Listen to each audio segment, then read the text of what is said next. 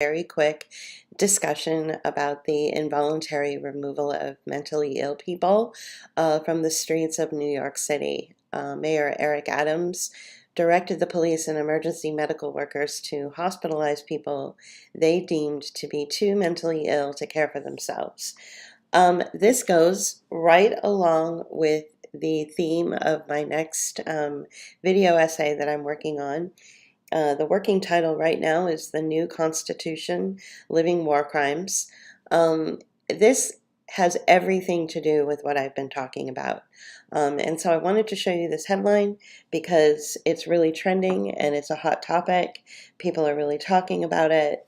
But of course, everyone is walking around the statutes that are already in place. And so once again, I know you're tired of me going here, but once again, I'm going to have to take you to the National Conference of State Legislatures Quarantine and Isolation Statutes, which was updated on September 24th of 2021.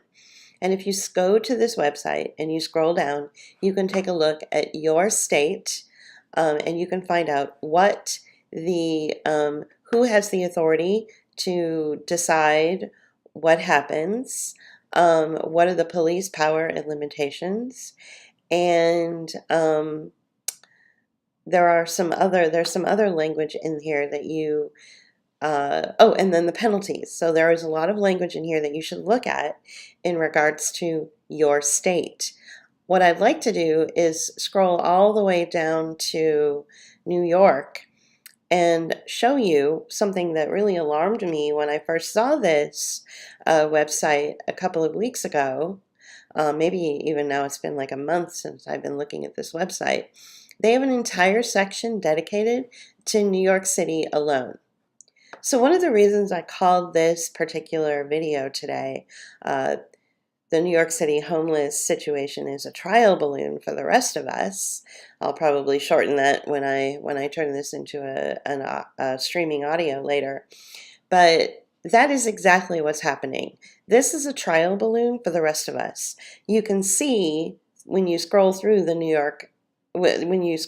National Conference of State Legislatures regarding quarantine and isolation of American people outside of due process, which is key. You really need to understand this is outside of due process as we've always known it to be. Due process is changing, and due process means that you can't just grab people and throw them into isolation camps or quarantine camps when you feel like it. There has to be a measure in place that the citizens have voted on and agreed on. None of this happened.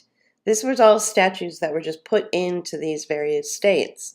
So I really want to encourage you to go to your state and find out what your state has decided would be an appropriate action to take against people who a health authority or a police authority might deem to be mentally ill or a danger to society or even have a virus.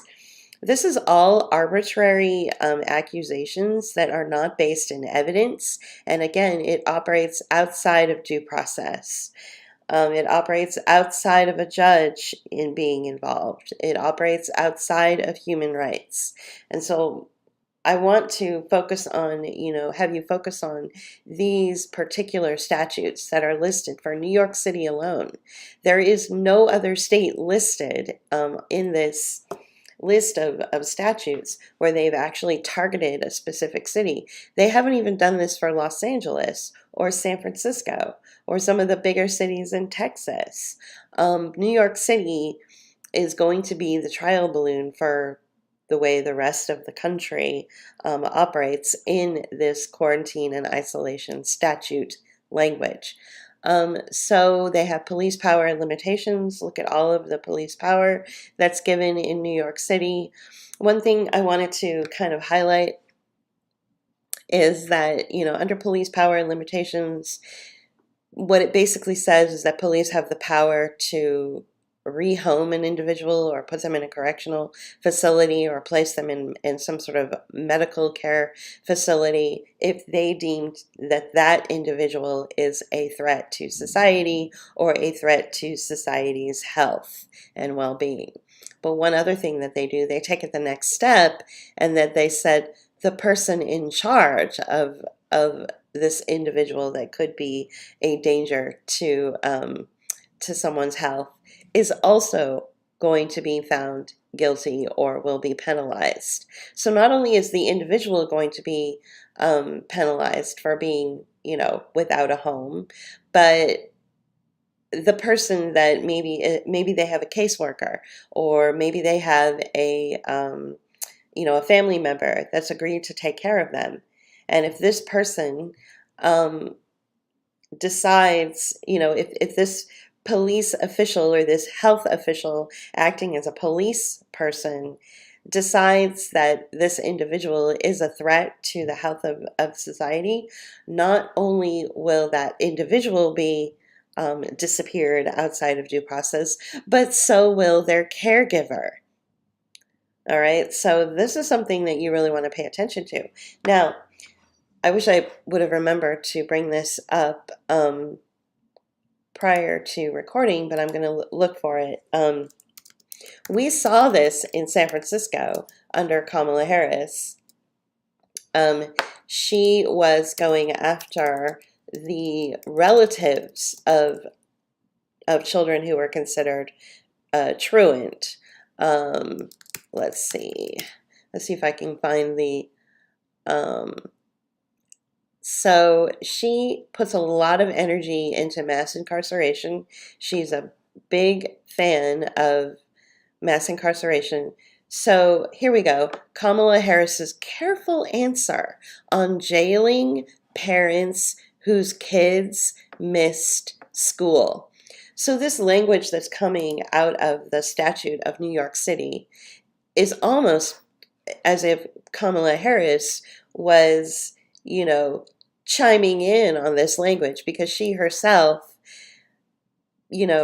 passed this kind of local law in San Francisco, where children who were skipping school, maybe they were just out, having fun. Kids skip school sometimes. That's what they do. Children who were skipping school, not only were they hauled off to, juvie or whatever, but their parents were then held accountable, and their parents could have potentially also been jailed. So this is where it gets really draconian and really bizarre. So I have no doubt that Kamala weighed in on this legislation here that I'm reading under the New York City Health Code statute regarding quarantine and isolation of Americans outside of due process. So let's go ahead and move on over to the New York City, the New York Times article.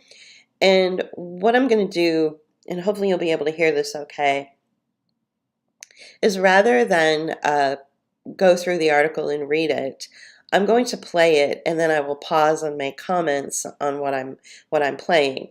But one of the things that I want to begin with right away is what the very last statement in the article itself says. The article itself says that, let's see, where is it? Often the wrong responder and response is what creates a deadly situation, not the mental health crisis itself. Most people who are living on the street, I try not to judge. I don't know why people are in the situation they're in. Maybe job loss. Maybe they are going through, maybe their family has abandoned them and ghosted them, and they lost all hope because no one's talking to them. And so they're taking to the street to try to find some sort of connection with people. Maybe they don't have any money. Maybe they're addicted to drugs. There are a myriad of reasons of why people would live on the street. Some by choice and some not by choice. So we can't just lump everybody under the rubric of, being mentally ill, when maybe it's something completely different. Maybe it's financial. Maybe it's the fact that, if there is a mental illness, it's not their fault. Maybe it was started because they had, non-communicative family members or parents, or they were constantly being scapegoated. This is how you create a tragedy in a person, is when you go out of your way to hurt them through silence or through abuse. Abuse doesn't always have to come in the form of bruises or, mean-spirited attacks on their character. It can come from silence as well. I would say the majority of people that are suffering because they've been ghosted and ignored and abandoned by the people that they have always loved. And so that's a lot of where your breakdown in society comes from. It comes from the family. It starts there. Fix the family and you fix society. So why we have this giant conglomeration, between the powerful mental health agencies, which again, as I've mentioned over and over again, have been given enormous power to control people's lives. This is through legislation that has been passed and language that has been inserted into the Public Health Act, where all of the power, Congress doesn't even have the power anymore, all of the power over an individual's life or over a community's life is put into the hands of our mental health agencies or our health agencies. They can depending on what side of the bed they wake up on one morning, Javier Becerra, who's the Secretary of Health and Human Services for the United States, can simply say, you know what, we're all sick, whether you are or not. This is being ruled by diktat. This is not being ruled, by law. This is a dictatorship now. You guys need to understand that. Okay. So this enormous amount of power and money and partnership with the police has taken place. And so what I want to do is go ahead and start playing this. But again, remind you that this partnership never really needed to happen. If families would treat each other better and help their family members who are homeless, maybe because of job loss or maybe because of depression or maybe because of drug addiction, we wouldn't even need this kind of dictatorship. So I'm not saying that it's completely the family's fault, but I'm kind of saying it is. Okay, let's go ahead and play this. Hi, I'm Andy Newman. I cover social services, poverty, and homelessness in New York City for the Metro Desk of the Times. The story I'm about to read you is about an aggressive new approach Mayor Eric Adams is taking in dealing with people who are homeless and suffering from severe mental illness. I would argue that this is not a new approach. We saw something similar happen with Giuliani years and years ago when he suddenly sent out police to act like mercenaries, and they were basically just rounding people up and throwing them into paddy wagons and disappearing them because he was worried about how his city would look to tourists or something like that, or investors. So we've seen this before. And this little town here that I live in Pittsburgh, some of the people that I've met over the few years that I've lived here have told me some really horrible stories about how there were curfews that were instituted in the very town I live in, that if you were just an individual walking home from the bus, like at 10 o'clock at night after your second job at your wherever you worked, the police would come and just grab you and throw you in the back of a cop car and jail you and say that you were being, that because you were out so late, you must be up to no good. So we've seen this kind of random grabbing people and disappearing them outside of due process. We've seen this before. So no, Andy, this is not a new thing. This is something that the United States does regularly. His plan comes in response to demands from many corners to do something about the plight of the hundreds of people who are often seen wandering the streets and subways of the city and who have sometimes been charged in violent attacks that have left many New Yorkers on edge. So I find that this language is really heightened. Like, I don't think that this has been something that has been an ongoing issue. It feels as though, and I'm going to try to choose my words carefully though, it feels as though these are curated events or curated situations that suddenly popped up within the age of COVID, and that people were suddenly being dumped into other people's communities or into other communities. And who are these people? You know, I am a very imaginative person. I'm a creative. Sometimes I wonder if people who were under treatment for mental illness and say the treatment was going really well and they were starting to, feel better, if suddenly maybe they were thrown back into an even more harsh treatment so that they can continue to be financialized, and then drugged up, didn't know where they were, and suddenly dumped into the streets of New York or the streets of San Francisco. Like, where did these people come from? So that should be the question right there, is that, and I think there are a lot more people asking that question than Andy here gives credit. I think more people are saying, wait a minute, 6 months ago, yeah, sure, we have a homeless problem, but it's like the same people you've seen every day for years, and you give them money and you talk with them and you know their name. But who are all these drugged out, like messed up people that we've never seen before that just suddenly kind of appeared overnight? I would say that they are the kind of people that were doing fine. We're starting to transition out of their care facilities or maybe out of their halfway houses, but were somehow or other brought back into the system, drugged up, and then dumped. And they're kind of like lost and they don't know what's going on. This is, this is the kind of stuff that the United States does to other countries, right? The United States government does this to other countries where people are disappeared and then appear in other areas and they're disoriented and crazy, and no one knows what happened, and they've been experimented on through, probably through injectables, held underground. Like, how do we know that this isn't what is happening on the streets of New York and the streets of San Francisco? The mayor is directing police and other first responders to involuntarily hospitalize people they deem too mentally ill to care for themselves. Involuntary hospitalized people who they deem to be too mentally ill. So does that mean that if an individual lost their job and they can't pay their rent, that suddenly the police are going to swoop in and say, and give them a diagnosis of mentally ill and disappear them? Because that's what it sounds like.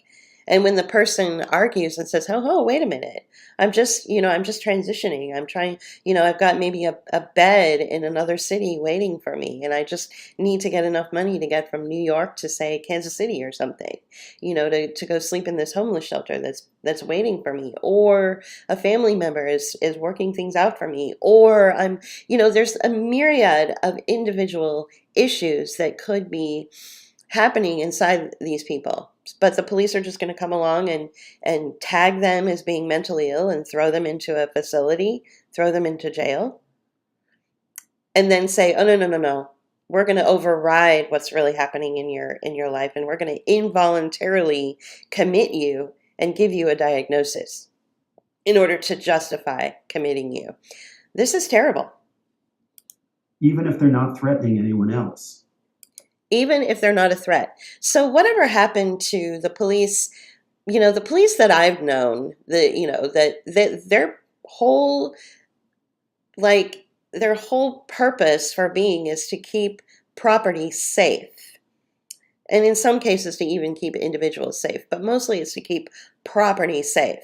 So if an individual is not exhibiting any kind of behavior that would damage property or damage other people, they're still going to go ahead and disappear these individuals, disappear these human beings outside of due process. There are many questions about the plan, however. Some advocates for the mentally ill say the mayor is infringing on people's rights to be left alone and that the police should not be involved in mental health situations except in true emergencies. Many mental health providers and advocates for the homeless have said that the city currently lacks the infrastructure, the hospital beds, the supportive housing, the availability of outpatient psychiatric help. to keep people from cycling back to the streets. Here's the article I wrote with my colleague, Emma Fitzsimmons. Acting to address a crisis we see all around us toward the end of a year that has seen a string of high-profile crimes involving homeless people, Mayor Eric Adams announced a major push on Tuesday to remove people with severe, untreated mental illness from the city's streets and subways. I just want to pause for a minute and just for a second and remind you that the San Francisco Police Department has just been awarded a fleet of police robots. And I don't think that it has anything to do with diffusing bombs, as they would want you to believe. I think that they're going to wait and see how this program in New York rolls out, and if they feel it's necessary to deploy these robots on the homeless situation in San Francisco, that they will do the same. Mr. Adams, who has made clearing homeless encampments a priority since taking office in January, said the effort would require involuntarily hospitalizing people who were a danger to themselves, even if they posed no risk of harm to others, arguing that the city had a moral obligation to help them. In an address at City Hall, Mr. Adams said, "The common misunderstanding persists that we cannot provide involuntary assistance unless the person is violent. Going forward, we will make every effort to assist those who are suffering from mental illness." The mayor's announcement comes at a heated moment in the national debate about rising crime and the role of the police, especially in dealing with people who are already in fragile mental health. Republicans, as well as tough-on-crime Democrats like Mr. Adams, a former police captain, have argued that growing disorder calls for more aggressive measures. So the current mayor of New York City is a former police captain. Can you say police state? But left-leaning advocates and officials who dominate New York politics say that deploying the police as auxiliary social workers may do more harm than good. Other large cities have struggled with how to help homeless people, in particular those dealing with mental illness. In California, Governor Gavin Newsom recently signed a law that could force some homeless people with disorders like schizophrenia into treatment. Many states have laws that allow for involuntary outpatient treatment, and Washington state allows people to be committed to hospitals if a judge finds that they pose a threat to themselves or others. Officials in New York said the city would roll out training immediately to police officers, emergency medical services staff, and other medical personnel to, quote, ensure compassionate care. But the city's new directive on the policy. This compassionate care is cover. That's a very squishy marshmallow term for grabbing people and disappearing them off the street outside of due process.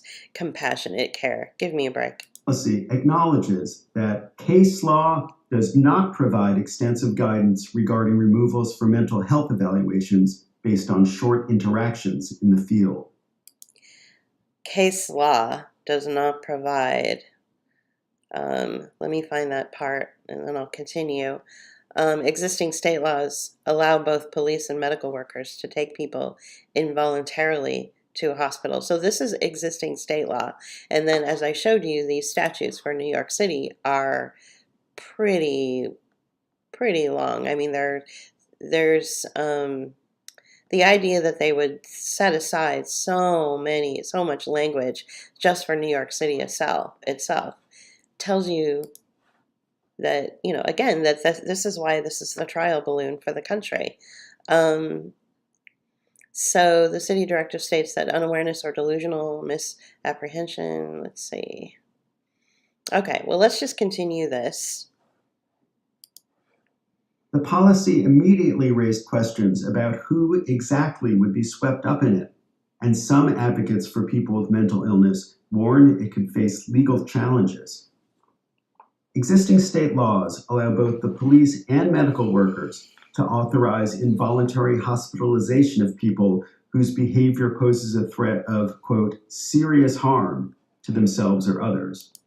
The problem is when you start using these arbitrary terms with with nothing to really back it up, then you have issues like what we had with COVID, where we saw that, a nonverbal woman with Down syndrome who had the sniffles was basically incarcerated, humiliated, uh, strapped down to a gurney for weeks or months until until the hospital killed her. So these arbitrary terms about, who is a threat and who isn't is not based on science. It's certainly not based on individual cases. There's no counselor involved to say, look, I've been working with this individual for months or years at a time, and this is my input about their mental health situation. And it's very arbitrary, and that's what's dangerous about this. Brendan McGuire, chief counsel to the mayor, said on Tuesday that workers would assess people in public spaces case by case to see whether they were able to provide basic needs such as food, shelter, and health care for themselves. Okay, so there is a case by case, or so they say. I mean, this could just be that they need to, box check and make sure that they're following, these rules, which there's really nobody to confirm that they're following the rules. So, even though this gentleman did say that they were going to look at each situation case by case, I'm still really dubious. The city directive states that unawareness or delusional misapprehension of surroundings or delusional misapprehension of physical condition or health could be grounds for hospitalization. So there's a lot of, especially on Twitter, there's a lot of videos going around of people in San Francisco who are, walking around half naked, and they're unaware of their surroundings, and they're unaware of who they are, and they're unaware of their hygiene and things like that. When you take videos of people like that, I'm not so much disgusted with the individuals as I am disgusted with the people who take the videos of those people. You're only making matters worse by showing the how bad things may have gotten for some people, in my opinion. Human dignity is not something, the loss of human dignity, I should say, the loss of human dignity is not something that you're like born with. It's something that's done to you, where you become so marginalized and so ignored and so ghosted and so disrespected year after year after year. It chips away at your human, well, it chips away at your dignity until you become kind of like animalistic. That is not the fault of the individual. That's the fault of society abandoning the individual. That's the fault of society, and again, family members behaving very irresponsibly towards their loved ones. The effort will also involve an increase in the use of Kendra's law, which lets courts mandate outpatient treatment for those who are a danger to themselves or others, and which was expanded by Albany lawmakers in April. Frequently, homeless people with severe mental illness are brought to hospitals only to be discharged a few days later when their conditions improve slightly. Mr. Adams said the city would direct hospitals to keep those patients until they are stable and discharge them only when there is a workable plan in place to... Okay, that's code for they're going to keep people for as long as they want. The more people that stay inside these facilities, then the more funding those facilities get. It's the snake eating its own tail. This is the financialization of human beings. Once a person is captured and put into a facility, it is doubtful that they will ever get out. We saw this with COVID, didn't we? Where people were walking into the emergency room complaining of a sore toe, and then the next thing you know, they were intubated, strapped down to a bed, injected with poison, and then killed. And the hospital, for all the things and the experiments that the hospital did on the patient, they received funding for the experiments. The hospital would call it treatment, but I would call it experiments. And then when the patient finally died, the hospital received a big fat check, a one-time check of anywhere from $35,000 to $100,000, depending on the individual and depending on the hospital. So this is a money-making scam. This is nothing more than justifying the payroll of the people who run these facilities that will take in the so-called mentally ill homeless person.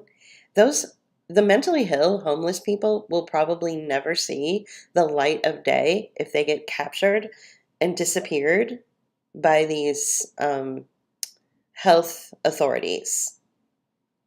Why would they? What incentive do these facilities have to release these people when they would get money by having them stay? As long as the beds are overfilled, as long as there's, tons of patients, then the hospital can keep justifying its own existence and its own payroll and all of the various appendages that get paid as a result of its operation. So this is a financial scheme. Connect them to ongoing care. Hospitals often cite a shortage of psychiatric beds as the reason for discharging patients, but the mayor said that the city would make sure there were enough beds for people who were removed from the street. He noted that Governor Kathy Hochul had agreed to add 50 new psychiatric beds. "We are going to find a bed for everyone," Mr. Adams said. I bet. The number of homeless people with severe mental illness who do not live in shelters is at the very least in the hundreds. According to the Coalition hundreds. for the Homeless, Wait, the hundreds? studies have shown that a large majority of unsheltered New Yorkers have mental illness or other severe health problems. About 3,400 people were living in streets and subways in January, according to an annual estimate that is often criticized as an undercount. Since the pandemic, a series of random attacks in the streets and subways has left many New Yorkers feeling that the city has become more unpredictable and dangerous. Crime has increased sharply in the subways this year, and the mayor said last month, "When you do an analysis of the subway crimes, you're seeing that it's being driven by people with mental health issues." I just don't agree with any of this. I'm sorry, but is crime is not what you think it is. It's not like, ooh, random attacks and you're going to get mugged on the subway. Sure, that's been known to happen, but it's not to the extent that they're claiming it is. Usually crime, and I live in a neighborhood that is constantly called out in the news as one of the most, crime-riddled neighborhoods in the country. And I can tell you that whatever crime takes place here is between two people who already know each other. The crime is not, random people going out and, you know, kidnapping babies out of their $10,000 strollers or, mugging a woman on the New York City subway, and grabbing her Prada purse, the way you think of it in your imagination. The crime that he's talking about just doesn't, I mean, it exists, but it doesn't exist to the extent that they would need to create this program. It does not exist in that way. Not only that, but there are nefarious agents at play in the age of COVID. I would say that they pulled out all the stops, and just about every three-letter agency and their assets are running around causing all sorts of havoc. And I think crime is is one of them. You hear these stories about people going into a drugstore in San Francisco and making out with, $900 worth of merchandise, and the police are not doing anything about it because there's some sort of, law or rule in place that says, anything under $900 is not a felony or something like that.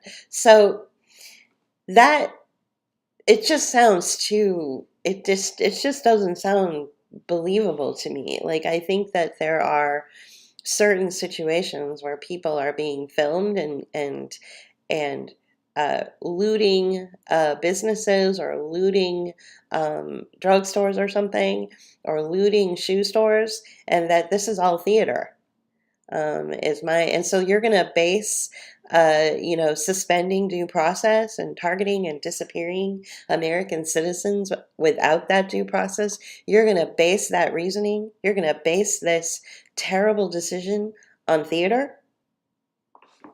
What else has happened to us recently that terrible decisions have been based on theater?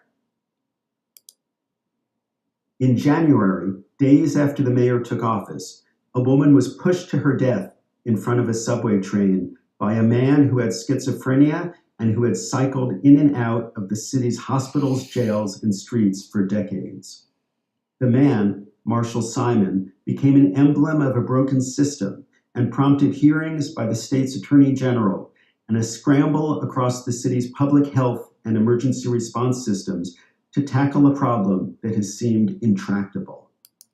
So this story that he's talking about, I don't even believe that it's true.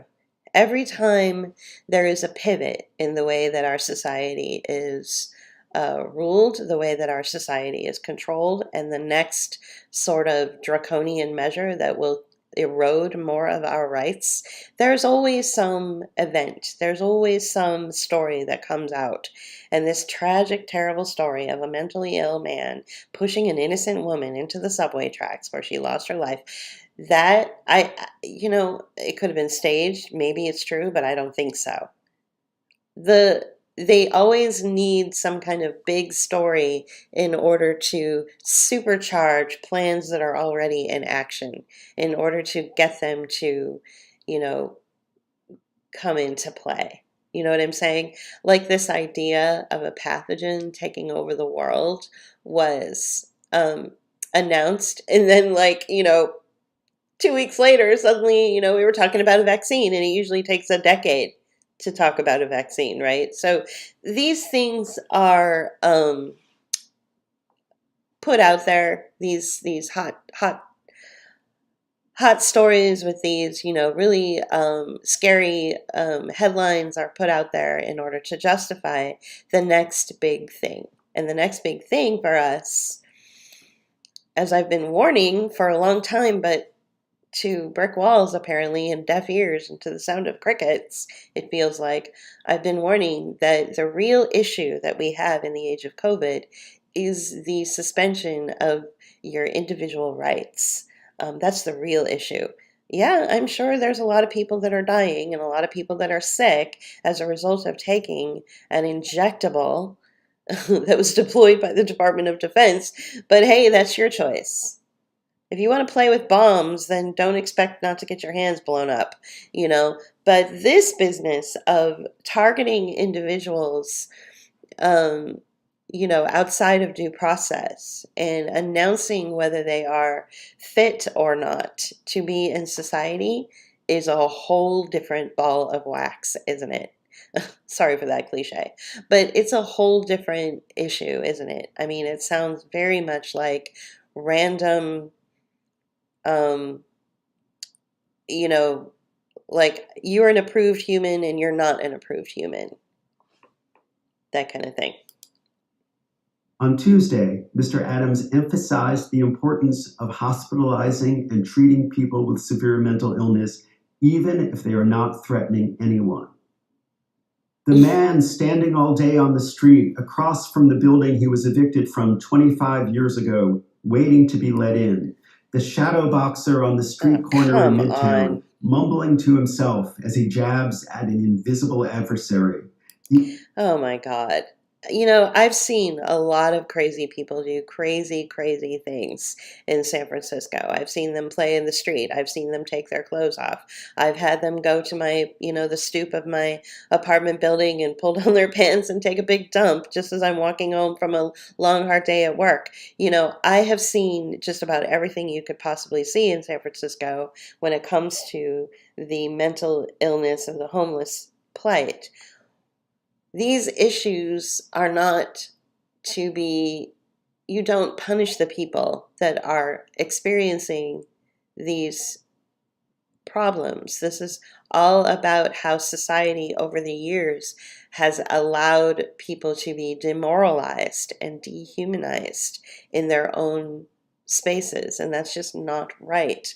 This is a deeper, more psychological problem than just, these sort of schmaltzy um, examples that Newman is talking about, and he's of course quoting Eric Adams, who kind of went on a fucking soapbox or something about this, and he was like, the guy that reminisces about his apartment building he lived in 25 years ago, and he wails in front of the building. Oh, give me a break. A person who I've known, enough homeless people that they are very good at working together to give themselves shelter and food and a decent, um, valuable part of existence in their realm. They work together. So I don't know. I'm not saying that the problem needs to be ignored, but I do have to remind you that the very last sentence in this article did say that the often the wrong responder and the wrong response is what creates a deadly situation, not the mental health crisis itself. They landed with that statement. That's the end of this article. And so I think that's really important. We need to have that carry us through this very draconian policy. The unresponsive man, unable to get off the train at the end of the line without assistance from our mobile crisis Come team. on. These New Yorkers and hundreds of others like them are in urgent need of treatment and often refuse it when offered, the mayor said. While much of the mayor's plan involves making heavier use of the laws already in place, he said the city also needed Albany to address, quote, long-standing gaps in our state mental health law. The city would like the state to require hospitals to coordinate on discharge planning with providers in the community and to consider someone's history, not just their current state, in making admission decisions. To let social workers and other non-doctors evaluate patients for Kendra's law orders, and to broaden the standard for involuntary hospitalization. Basically, what that sounds like to me is just creating more bullshit jobs on the backs of these innocent people, on the backs of these poor people who are being used for profit. They want to create new social worker positions. They want to create new, psych evals. That all costs money, and they're going to need to get funding from, Health and Human Services for all of that. And so this is all just a scheme to get money. Governor Hochul, in a statement, said the mayor's plan would build on work the state and city were already doing. Mr. Adams has received criticism from some progressive members of his party for clearing homeless encampments and for continuing to push for changes to bail reform that would make it easier to keep people in jail. The mayor has defended his focus on public safety and has argued that many New Yorkers, particularly in Black and Latino neighborhoods, do not feel safe. Mr. Adams held an event at a subway station on Monday to thank police officers who helped a homeless man who had fallen onto the tracks. An episode that he said highlights why we have been focused on removing homelessness off our subway system. So you mean to tell me that a former captain, of the police department A former police captain is going to tell you a fuzzy wuzzy feel good story about the cops? I'm shocked. He added, the subway system is not a place for people who need medical and psychiatric assistance.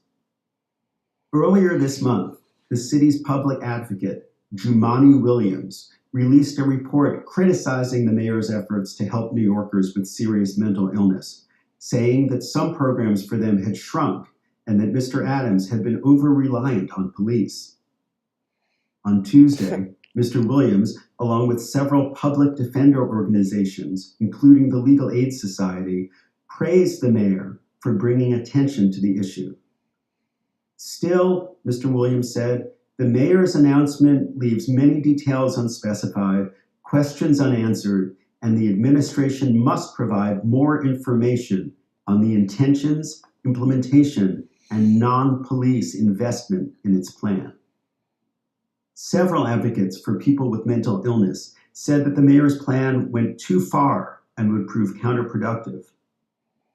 Harvey Rosenthal, chief executive of the New York Association of Psychiatric Rehabilitation Services, told me the mayor talked about a trauma-informed approach, but coercion itself is traumatic. He said that the mayor's approach relied on the same failed system that's overburdened and can't address the people they already have now. Coercion. So, all of us have been in some way or another, whether we want to admit it or not, have been traumatized over the last few years over these coercive measures, these sort of soft power or soft coercive measures that were imposed on us during the age of COVID, right? You have, corporations that are bowing to basically marketing agencies that come straight out of the pharmaceutical companies that are convincing their, corporate employees to take an injectable to go play with bombs, and then everyone's fascinated and shocked that suddenly we have a rise in death in this particular corporate demographic, right? It's like, well, what do you expect? So we're all traumatized over that. We were all traumatized when, they started using prison-like terms. And I used to joke that we were in Guantanamo Bay, because we were on, quote, lockdown. It's like you don't talk to, free citizens. You don't talk to anybody, whether they're in prison or not, and use those kinds of terms. Because human decency and human dignity should always be what rules the day. And none of this was perpetuating that. None of this was supporting the idea that humans need to live in dignity and have self-respect and self-esteem and be heard and not be ghosted and just barked at and told what to do. We're not prisoners, So we were all traumatized because we were all treated this way. We were all just shocked that, that our government and our state representatives and our health officials and our school teachers and our favorite aunt and our grandmothers were speaking to us in such authoritative manners and then ghosting us and then not explaining why they were doing this and not giving us any really good, valuable, credentialed, like something that we could really process and understand. We were just being given orders. And so the same thing is happening. And so these people that Newman is talking about who are questioning the coercion methods or the coercive methods, that Captain Adams, former police captain Adams, now mayor of New York City, is announcing, is good that these people are saying, there's still more to do. But I hope that I hope it's more than just words. I hope they're not just grandstanding. We'll see.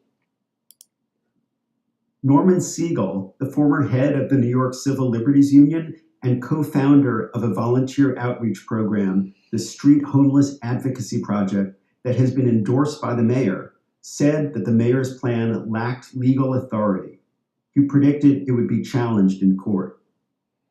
Just because someone smells, because they haven't had a shower for weeks, because they're mumbling, because their clothes are disheveled, that doesn't mean they're a danger to themselves or others, Mr. Siegel said. And they're going to have the cops, of all people, make those decisions? The Brooklyn Center for Independence of the Disabled said that involuntary hospitalization constituted discrimination under the Americans with Disabilities Act. Mr. Adams warned that the new policy would take time to implement. Nobody should think decades of dysfunction can be changed overnight, he said. City Councilwoman Tiffany Caban said on Twitter on Tuesday that the mayor's plan was deeply problematic and that consent was key in responding. Often, she said, the wrong responder and response is what creates a deadly situation, not the mental health crisis itself. So I'll leave it with that because that is the last statement in the article. And I'm glad that we were able to kind of go through the article and pick through, some of the statements. One thing, this Reuters YouTube video spends 2.5 minutes talking about the plan to hospitalize the mentally ill, homeless, and it does spark concerns. So there was a gentleman, I'm going to fast forward, there was a gentleman that made a really good statement in this. Let me just find it. Here he is. Mayor's talking about training the police, and the police will get a hotline. It's just too much to vest on them. And frankly, there's been too many tragedies on both sides. So, we don't need more arrests and incarcerations and tragedies when it comes to involving the police. Rosenthal. So he's right. We don't need any more arrests and incarcerations and tragedies when it comes to the police. I thought he had said at some point, oh, here we go. He had also mentioned that it was a human rights issue. And he mentioned it really fast, like he slipped it in under the radar. So let's take a listen. We have plenty of supports, the new ones and old ones, that are not the emergency room in a hospital. So we're looking at an institutional sort of a solution that is probably a violation of rights and certainly the wrong way to go. So he's like, we already have systems in place. We already have clinics for people to go to and get mental health assistance. We already have programs. We already have support networks. We already are funded for things to help the mentally ill. And what the Captain Adams or Mayor Adams is proposing is a violation of human rights. And that's his concern. Traumatizing way to go. So he said traumatizing. So, and I think that's it. So, when I turn this into a post, I will include the links to the National Conference of State Legislators. I'll include this New York Times article, which probably lives behind a paywall. I'll go ahead and include this 2019 article from WAPO regarding Kamala Harris, who was the first person to act, well, probably not the first person, but she was definitely instigating jailing people who were related to people who were considered either a threat or truant.